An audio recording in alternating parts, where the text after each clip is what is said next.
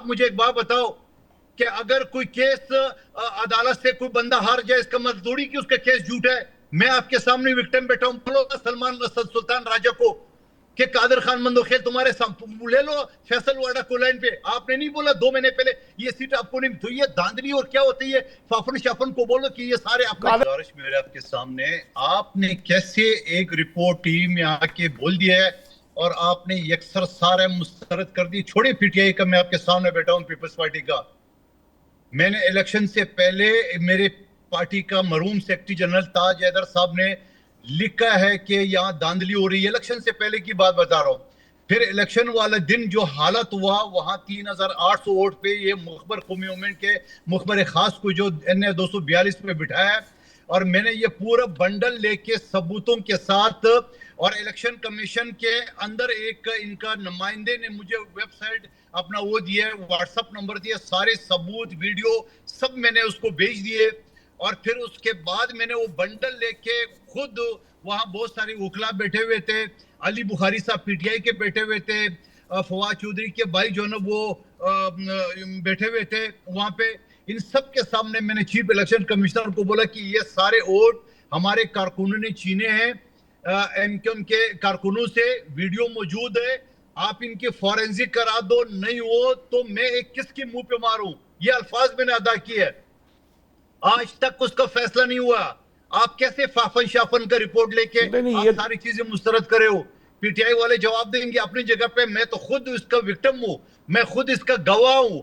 और deputy commissioner मेरे जिला केमाड़ी ने जब मीटिंग बुलाई, मैंने उससे पहले कहा कि आप ये ड्रामा बंद कर दे, क्योंकि यह मुखबर कौमी मूवमेंट के लोग कहते हैं कि इलेक्शन हमको दे दिए, छोड़े उसको भी। फैसल वाडा साहब जिंदा है, मैंने 50 शो में ये बात की है।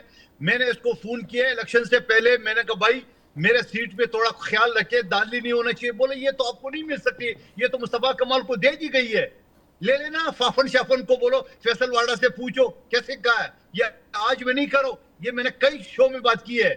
सवाल ये कि कादर साहब ये बात नहीं है फाफन की, तो देखें कहा कि सुन ले मेरी बात नहीं, इस तरह पैसे मुझे नहीं पता फाफन ने जी मैं आपको थोड़ा सा मैं क्लियर कर दूं, मैं थोड़ा सा क्लियर कर दूं। देखिए फाफन की जो रिपोर्ट है वो उन आदादो शुमार पर मबनी है कादिर साहब, जो कि वहां पर ट्रिब्यूनल में केसेस दायर किए गए, उसमें से जो फैसले आए हैं वो उससे मुतल्लिक है, उस आदादो शुमार पर मबनी है। ये फाफन की कोई अपनी जाती उसके ऊपर कोई वो रिपोर्ट नहीं है या उन्होंने पेश नहीं की, उन्होंने सिर्फ आदादो शुमार की बुनियाद पर बात की है। आप मुझे एक बात बताओ कि अगर कोई केस अदालत से कोई बंदा हार जाए, इसका मजदूरी की उसका केस झूठा है। मैं आपके सामने विक्टिम बैठा हूं, बोलो सलमान सुल्तान राजा को कि कादर खान मंदोखेल तुम्हारे ले लो फैसल वाडा को लाइन पे। आपने नहीं बोला 2 महीने पहले ये सीट आपको नहीं, तो ये धांधली और क्या होती है? फाफन शाफन को बोलो कि ये सारे कादर साहब आप अपनी एक नशिस्त की बात कर रहे हैं, आपकी नशिस्त पे जो कुछ हुआ वो एक अलग डिबेट है। मैं एक जनरल बात कर रहा हूं, फॉर्म 47 के बयानिए की बात कर रहा हूं। तो आप कैसे कह सकते हैं कि ये फॉर्म 47 का ड्रामा गलत था, जब एक केस में मैं आपको साबित कर रहा हूं दलाइल के साथ? आप कैसे कह सकते हैं एक झूठी रिपोर्ट के ऊपर आप मीडिया पे आके? कादिर साहब एक आपकी एक बात, एक नशिस्त की बात मानी जाए, या जो 246 केसेस वहां पे डिसाइड हुए और 300 से ज्यादा वहां पर दरखास्तें, वो उनके ऊपर जो आदादोशुमार है उन पे बात की जाए, या किसी एक केस? मैं तो एक नशिस्त की बात तो नहीं कर रहा। कौन बैठे हुए?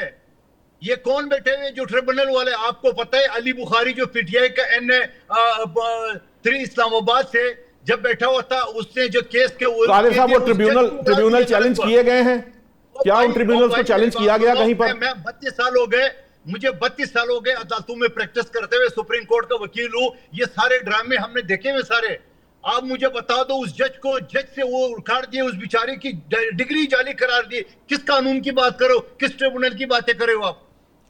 ठीक है, मैं जरा मल्ली साहब से भी, लालचंद मल्ली साहब, ये कादर खान मंदोखेल साहब जो है वो ये फरमाते हैं कि उनकी एक नशिस्त के ऊपर जो कुछ वो आपके सामने जो बयान कर रहे थे, लेकिन मैं जो आदाद शुमार फाफन दे रहा है वो ये हैं कि जितनी ट्रिब्यूनल में, इलेक्शन ट्रिब्यूनल्स में जितनी दरखास्तें दायर की गई, उसमें से जितनों के फैसले हुए, उन तमाम के जो फैसले हुए उनमें कोई एक भी पाकिस्तान तहरीक इंसाफ की ऐसी दरख्वास्त नहीं थी जिसे कबूल किया गया हो। इस पर्सपेक्टिव के अंदर ये बात कह रहा है फाफिन कि ये जो फॉर्म 47 का जो बात की जाती है ये दुरुस्त साबित नहीं होती, क्योंकि जो वहां पर मुकदमात हुए भी हैं उनके अंदर ना तो दावे साबित किए जा सके और ना ही इल्जामात साबित किए जा सके, किसी एक नशिस्त पर भी ऐसा नहीं हो पाया। तो इसलिए इस बुनियाद पर फाफा ने यह रिपोर्ट दी है।